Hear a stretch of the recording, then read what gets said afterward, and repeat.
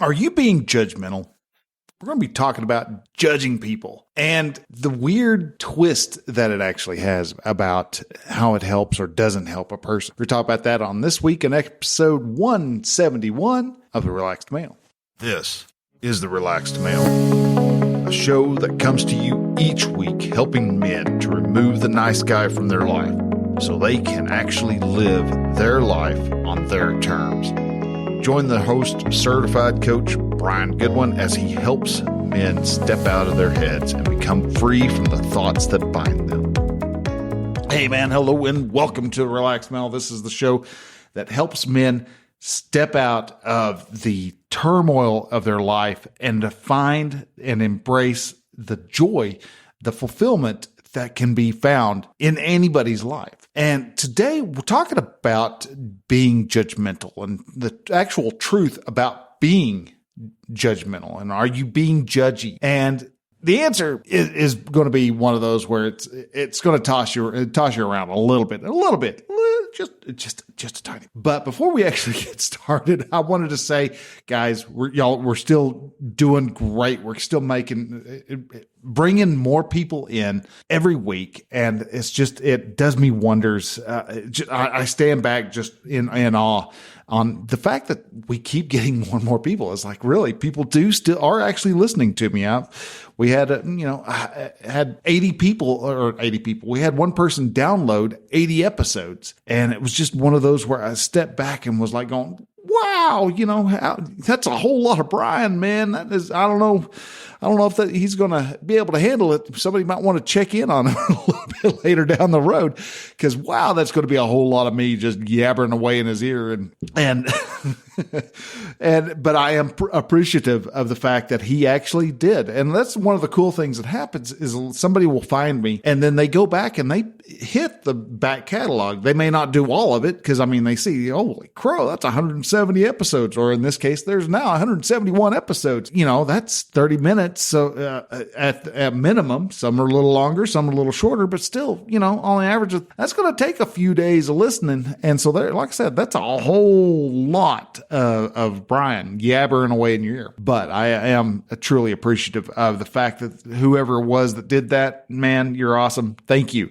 And I hope you pick up something that is beneficial for you from there. Let's go ahead and let's jump into here because we're talking about judgmental, being judgmental, being judgy. Should we or should we not judge other people? We've always heard, don't judge lest ye be judged yourself. And that really screws a whole lot of people up because when you hear that, you're like going, yeah, we can't be judgy. We can't be judging people for things that we've perceived to be wrong. And to a point, you're right. But at the same time, we're always judging people. We're always making judgment calls. And so next time you actually are seeing somebody walking around and you hear them say something like, don't judge me. After looking at this, I want you to sit back and think, why do they not want you to actually judge them? I guess the first question I would actually ask if somebody was telling me that I didn't want me to judge them would be why? Why do you not want to be judged? That's a really tough question to answer. And because the actual truth of the matter is that they don't want to hear you throw something negative about their actions, because nobody has a problem of you walking by, say you have a dad who is being a great dad, or what I perceive to be a great dad. And I see him doing something I perceive to be a good thing for a dad to do. And I tell him, hey, good job, Pop, keep it up. And I keep going. Well, in all reality, I judged him. I laid down a judgment and told him he was doing a good dad thing. Now, is that really a good dad thing? I honestly tell you the truth, I don't know. It's really dependent upon what his view is. But what I'm doing is whenever I'm judging somebody, I'm sharing my set of values with another person. And that really kind of messes with a lot of folks just because they hear your set of values being given to them and they think, oh, that means I'm supposed to be acting like that. And no, that's not the case at all. That's not a requirement that you act in accordance to what other people other people act. I can tell my son, you're being a bad boy. If he was to, when he was younger and he was to write on the wall with a crayon, I would cast a judgment on him of, why aren't you do that? Oh my gosh, that's terrible. And there's some parents who would actually look at that and go, well, why are you being mean to your son? Well, am I really being mean, or am I just being perceived as being mean? You see, judging somebody is just, like I said, just a matter of sharing my values with somebody else, and somebody else has got their values being shared with me. So how do you not be judgmental? Well, the only way you can actually not judge anybody for anything is to stay in your house, stay parked right where you're at, and don't look at television, because you're going to make judgments on television. You're going to make a judgment call on what show to watch. Well, I would rather watch Gilligan's Island over, Dallas, or I would rather watch, I don't even know what television shows are out these days. I don't watch television, but I would rather watch Lonesome Dove over Dances with Wolves. Those are actually judgment calls. You can't you can't go through life in all reality without making a judgment call. You go to a movie with a friend, y'all are going to have two separate judgments of what that television show or what that movie was about. And that's one of the fun things about the discussion afterwards, when you start actually having movie talk with your friend after the movie, and y'all are talking about the nuances of the show. Or if you watch New Rock Stars and you're hearing about how, all the little Easter eggs that happen in Iron Man 1 and how the answers or the Easter eggs for Iron Man 1 show up in Captain America. And so you've got those are, again, somebody may think those are really cool, but the fact that you're actually stating, hey, that's a really cool idea, is a judgment call. That is you taking all the instances around you and decide, you know what, that's a really cool idea. That's a really cool insertion of whatever the show is, or whatever the circumstance of life is. See, a judgment call is nothing more than you expressing the thought that you're having about a circumstance. Again, let's go back to dad. Say dad's disciplining his son, and what that means to you. That is me just saying that is going to create a judgment. Oh my gosh, the dad's beating on the kid.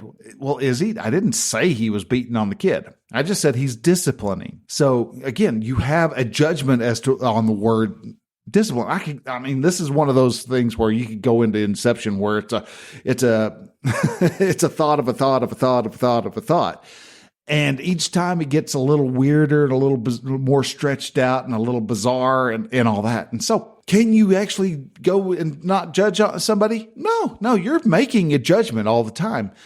Just remember that when you're telling somebody what that judgment is, they have a choice to decide, I'm going to accept that judgment or not. And people who get mad, are they really mad at you? Think about that. Are they really terribly furious with you when you lay down judgment on them? And the answer is actually no. And the reason why that is not the case, why they are actually not actually mad at you, because you made a judgment call. Say you've got a dad who is just yelling at his son, and you go, dude, there's a better way of doing that. And he yells it back at you and goes, what do you know? Don't judge me because I'm yelling at my son. You don't know what's going on, which is true. You don't know the full details. Maybe son went off and smacked a woman on the butt, and he was just playing, but at the same time, in his innocence and in today's environment, all of a sudden you've got a group of militant feminists who come storming up to him, to this little 5-year-old kid, demanding his head because he dared touch a woman. The patriarchy being as horrible and terrible as they are, and you're just teaching a young boy exactly how to be just as horrible and terrible as the rest of the men are. Yada yada yada. All right, now that we've got our field laid out, that whole line of thinking of you telling dad that blowing up on his son like that is bad call for him. That's again just a judgment call. Okay, don't know where I was at on that one. I had to stop for a moment because they're doing some work outside of the building here, and the guy was coming in to check some stuff, and so I needed to talk with him. And so I just know that we were talking about Dad throwing a fit because he came along, smacked the girl's butt just because he's being a little 5-year-old turd, and and you happen to cast your judgment upon Dad, saying that his yelling at his son is not doing any good. Well, to point that out, to point that whole line of judgment out, and to really kind of hammer home, is I would have to ask: is it really? If you were to share with him that you're yelling at him, disciplining his son the way he is good or bad? Do you know? Well, no. And again, the reason why I'm drawn on this is to go to a bit of an extreme side, because we're fixing to shrink in just a little bit more, and it's actually going to focus in on divorce and that type of thing. When you're talking about casting a judgment, making a judgment call, you're casting being judgmental on a person. You're just sharing a thought. You're sharing how you're taking what you're perceiving the situation, the circumstance to be. And it's completely dependent on how the other guy takes it, because you could say it in the most loving way possible, and he can still, if you've got teenagers, you know this, you could say it as the most kind, loving way possible, and boom, all of a sudden there, you got this kid who's exploding, having a meltdown because you said something that wasn't right. Well, whose fault is that? Is it Dad's fault because he's the one yelling? Is it the kid's fault for slapping the woman's butt? Or is it your fault for casting judgment? The actual answer is none of the above. It's not your fault. You're sharing your thought. And there's a lot of people who run around saying, you don't need to be sharing your thoughts. Your thoughts are, no, that's how we communicate. The fact that you're actually listening to this is nothing more than you're listening to a stream of my thoughts. We share thoughts as a means to help other people grow. We help other people become better people. And we do this by sharing our thoughts with other folks. Some people share their thoughts, and it's really bad thoughts to have. Why? Because it went the exact opposite of what they were saying it was supposed to do. That's bad advice. That's a bad thought. But again, is that thought really a bad thought? Because, that's just a judgment call on the results that they got. So to think that the dad was doing something wrong is a complete and total judgment call. It's just you sharing your thoughts and your ideas and perceptions. Now, there are times that, yes, Dad is completely out of bounds when he's doing something that is against the law. So if he was taking a 2x4 and striking the kid in the back with it, okay, yeah, that's a little excessive. You're leaving marks on the kid. You're going a little far. That's probably where you need to learn to draw the line, step back, take a breather, and all that. Taking a newborn baby and shaking it because it won't shut up is crossing the line. You're causing actual physical harm to somebody. That is a line that we have all agreed upon as being bad. Now, is that actually bad? Well, depending on which side of the coin you're observing, it really kind of depends. Look at, 2021 when Kyle Rittenhouse shot those people? Half of the country thought he is a horrible, terrible, awful person. And the other half of the country thought he was doing his job, doing his duty. He was protecting people. Who was right? That's why we have courts. So they can actually make the official judgment call. And so you find out that, is that really against the law, or was that just perceived to be against the law? And a lot of times it's just a perceived against the law type of thing instead of being actually against the law. That's one of the reasons why you get so many Karens running around, is because they cast their own judgment call, and they think they absolutely know that they're right, that you shouldn't be in their neighborhood and you should be telling them exactly who they are. And no, actually you don't. Karen doesn't have a right one to be asking who's driving around in their neighborhood. She's just wanting to make a judgment call as to who it is. And she probably is also wanting to feel a bit like she's got some power over herself and over her life. So she's trying to exert some power over another person. which doesn't do anything in the grand scheme of things. It just causes more frustration out of everybody who's around them. But here's another way to actually look at this.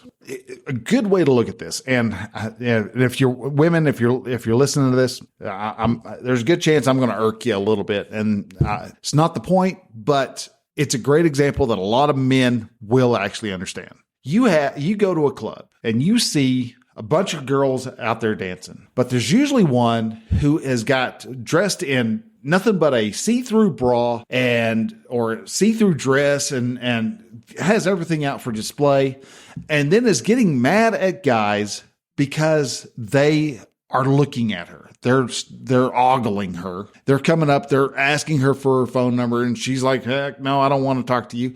I'm just trying to have quote unquote fun. Well, okay. And that's fine. That's her prerogative if that's what she wants to do and that's how she wants to dress.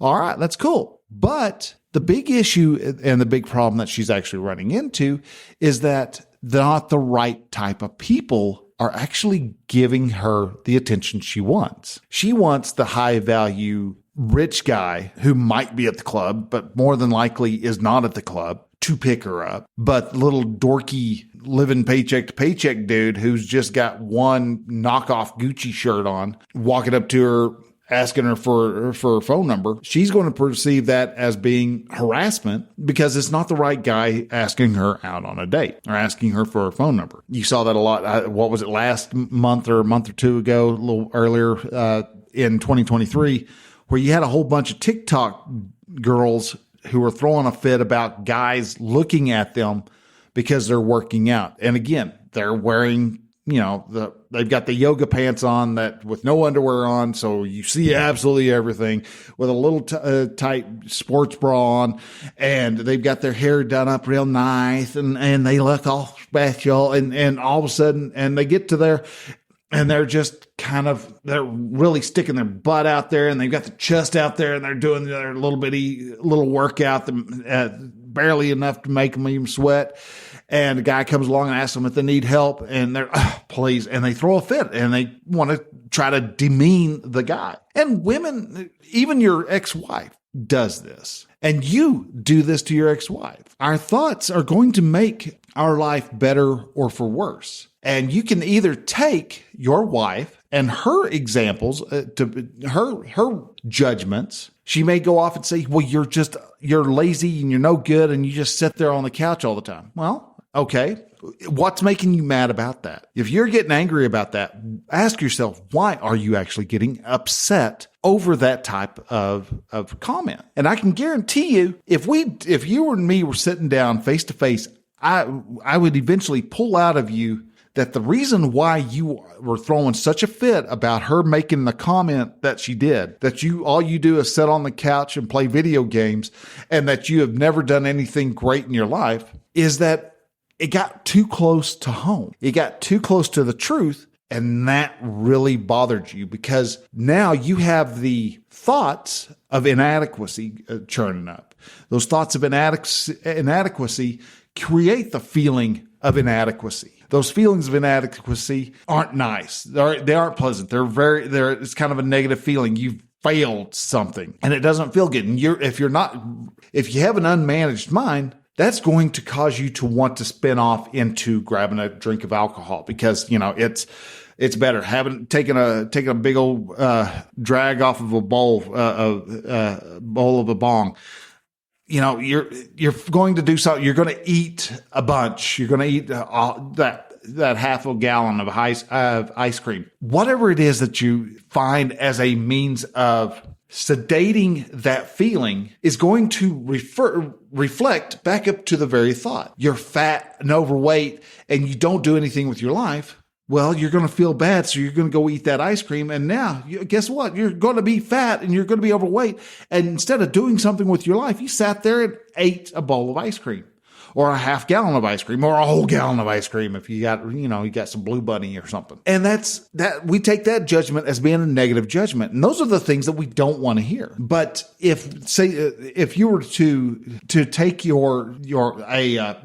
you were the right type of guy, and you approached the girl at the club and she was excited about it, see, your very same action of all the other guys made it through because to her, you gave her a good compliment. And you could do the same with dad throwing a fit about the kid slapping the random woman on the butt. You could go up to him and you said, dude, you're okay. It's good to see he's still a boy.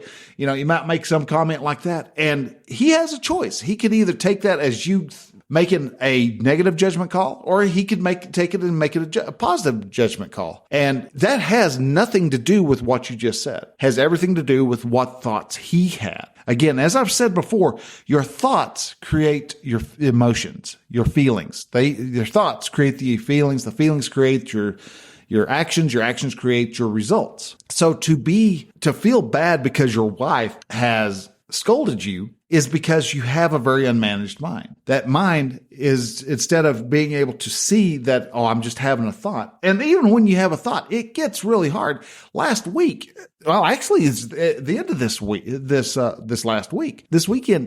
I just hit a freaking wall of frustration because I've been working on Relaxed Mel for, well, really getting serious about it for the past year, where I'm knuckling under, I'm doing stuff, I'm taking steps, I'm trying to get this thing moving, and I don't see the results that I want yet. That's my frustration, and I am helping a friend out, and we are down to a month and a half, and it really started getting under my skin. I let my thoughts start to go very intentionally. Unintentional, if there's a good way to describe that. I was trying to think of how to describe it because I realized what I was doing. I realized I was feeling the frustration. I realized I was feeling the fear of what happens if I have to go back to a truck. That fear just really started to eat at me. And where I got to the point of frustration where the dog was bothering the hell out of me. I was just wanting to sit down and watch a movie, and the dog wasn't leaving me alone. And I kicked the dog out of the bedroom, and I wasn't nice about it. I didn't hurt her, but at the same time, I was not nice about getting rid of the dog out of the bedroom. And that created a whole line of discussion with me and the wife, to where I was like, all right, never mind. We're going to have to hold off on movie night till some other time. And when I went out into the living room, just hung out there, just let myself cool off, let the dog hang around me, because for whatever reason, she has not just attached herself to me, she has molded herself to my very presence. And that gets very overwhelming for me whenever I'm trying to do stuff. That's why I had to start working on the business outside of I could have done everything that I'm doing from the house. My friend Burl said I could do this from the house, but I can't. Why? Because anytime I sit down at the house and try to do something, the dog is right there wanting me to do stuff, and it doesn't work. And so the whole line of thoughts there, everything that I just said right there, is a stream of judgment calls. I had the judgment call that I am tired of the dog being right underneath my feet, trying to be in my face, trying to be touching me at the same time, standing in the way of Jana so she couldn't see what was going on television and everything else. And my whole line of focus became judge the dog. The dog is being bad. The dog is being in the way. The dog is being a disruption to me and a disruption to the family and disruption and all this. And is it? No, that's just my thoughts about the dog being a dog. She's just doing dog shit. All right. And because of that, I wanted it to mean something very particular to me. And in all reality, it didn't mean diddly nor squat. It just meant the dog likes to be around me. She likes to feed off the energy that I provide her. And that she enjoys that, and she gets a really good, big, deep dopamine rush because I won't stop playing with her while I'm trying to watch a movie. She gets bored. It's like, all right, hey, let's hit Dad up. He's good at not making me bored. When in all reality, I probably need to let her go off and be bored. I'm not I'm not being mean to her by letting her be bored. I'm actually probably showing her more love. But again, these are all just thoughts. And a judgment call, being judgmental, is you showing proof that you're thinking. You're taking your thoughts and you're running them against your set of values. And when you run them against those set of values, is it a good outcome or is it a bad outcome? It doesn't matter. The circumstance never changed. The dog was being a dog. Your son smacked a woman on the butt. Your wife said you were being fat, lazy, out of shape, and is not good for the marriage. Those are all that's been done. It doesn't mean that you're good, you're bad, or indifferent. It just means you are. What thoughts you have about what was said, the thoughts that you have about what was done, the thoughts that you have about what's going on around you creates the emotional unwellness that you're running away from. And if you can stop running away from that bad emotion, and just let it be there. Let it wash over you. It feels like shit. I swear to God it does. And I'm sorry that it does, but it's just a fact of life. But when you let that emotion run over you and you just be with that feeling, you find out that there's nothing you need to really hide from on feeling frustrated. And that's why it built up so much on me, is because I was not allowing that frustration when it would hit to happen. I would just, I know I'm feeling frustrated. I just need to do this. I need to go walk. I need to do this. I need to distract myself from being frustrated. And it built itself up. I denied the emotion, the ability to live its life. If I had allowed it to be there, minute and a half, maybe 2 minutes worth of frustration and thoughts, and it would have gone and I would have been past it and I could have continued on down the path. But no, I got myself hung up on being a frustrated son of a gun. And those thoughts, those frustrations, those judgment calls that you make, if you are resisting them, they're going to cause the problems of when your soon-to-be ex-wife starts hollering at you and telling you that you're a no-good dad. You're going to start to believe her. You're going to agree with her, and you're going to get mad about it instead of just letting the emotion be. Let the emotion be. Let the emotion run its course. And she can sit there and stand in front of your face and call you everything but a white boy, and you're going to be okay with it. Because you're going to understand that those are just her thoughts that she's spewing. It has no reflection upon who you are really. Other people may take those emotions and go, yep. You're definitely fat and overweight. According to whom? I mean, come on. You can't even say obesity fits a particular glove because you've got National Institute of Health likes to say that if you're over a certain height and over a certain weight that you're morbidly obese. Or if you're at a certain height and you're over a certain amount of weight, that you're morbidly obese. But yet, if you actually take all that information and you run it over to a professional football player, every single one of those dudes is morbidly obese, except for maybe the kicker. And why are they morbidly obese? Because they're at a certain height and they're over a certain amount of weight. So the body mass index is too damn high. No, they're freaking trucks that have been working out and they're in shape. So again, even the guidelines that we have for our life are just judgment calls. These are people who've made a judgment call. Should you eat 5 servings of wheat and grains? Back in the 60s, 70s, and 80s, yeah, that's what you're supposed to eat. And no one questioned it. Nowadays, yeah, so what's changed? It's not the meat. It's not the grains. Though people would like to say, oh yeah, they've got genetically modified. Well, guess what? If you had a cow that was not genetically modified, you wouldn't have a black Angus cow. All right. You wouldn't have a red Hereford cow. You wouldn't have a longhorn steer. You wouldn't have any of the breeds of dogs. You've got genetically modified dogs walking around. If you have got a purebred, any whatever, those are genetically modified organisms. All right. Wheat, genetically modified. Is it? Yeah, it's not a bad thing. Idiots who want to try to make you nervous, make you anxious about life, they have gone off and set that up to where, it's genetically modified. Oh my God, now we got GMO free. What does that mean? Nothing. Just means that we didn't do a GMO. We use strictly Monsanto, whatever. There's nothing GMO. It's like gluten free. All right. No crap. Potatoes are gluten free because potatoes don't have gluten in them. And now I'm starting to go off on my weird side tangents. But anyhow, but those are just marketing ploys that have instilled into people sets of thoughts. Is breakfast good for you? I think so. I think a high protein diet or breakfast is very good for you. Having bacon and eggs and maybe some sausage gravy, even though that's got some flour in it. That sounds horrible, but no, it's actually, you're got the fat from the bacon and the sausage in there, and you've got the flour to help make everything. You've got the milk. I mean, there's a lot of stuff that goes on in there that's actually very, very good for you.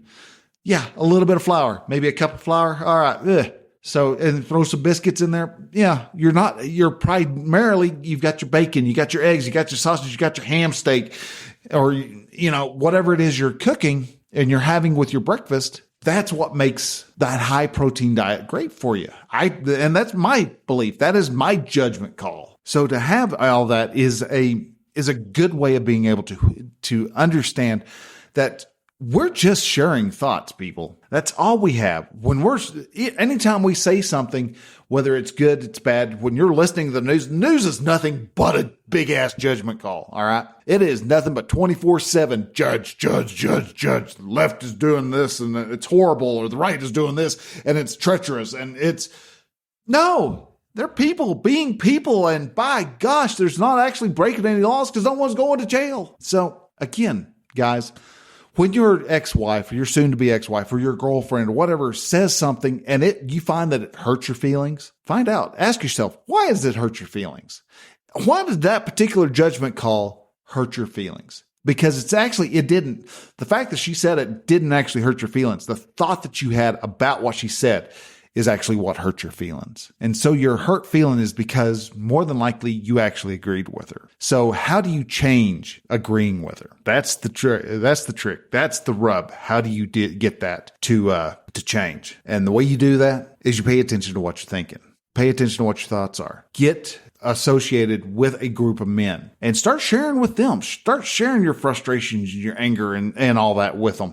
And let them help you become the better man. Because the moment you can do that, the moment you can start meeting with these men and you start sharing with them, you start becoming a stronger man with the help of those other masculine men, you'll find that sticks and stones may break your bones, but words will never hurt you.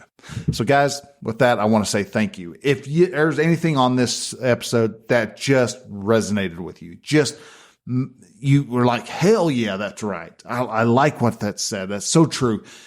Share it out. Share it on Facebook. Share it on Instagram. Just take a screenshot of it. Share it on Instagram. Tell people why you liked it. Share it on Twitter, anywhere, on any social media that you like. If you tag a fellow brother in that and let them know, hey, dude, I heard this and I think you would benefit from this.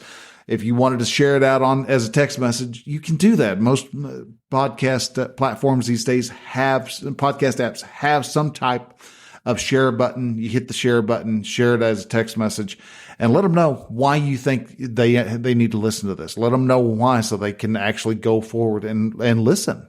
Instead of going, oh, yeah, it's just Brian. He's sharing stuff out again.